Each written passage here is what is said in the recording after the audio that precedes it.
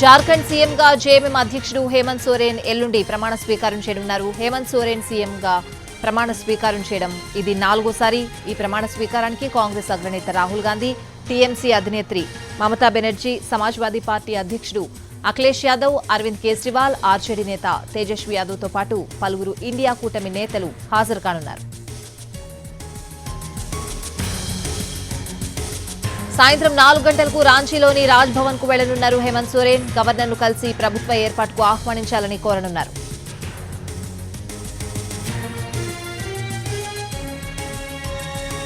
మరోవైపు జార్ఖండ్ కాంగ్రెస్ పార్టీ శాసనసభాపక్ష సమావేశం నిర్వహించింది.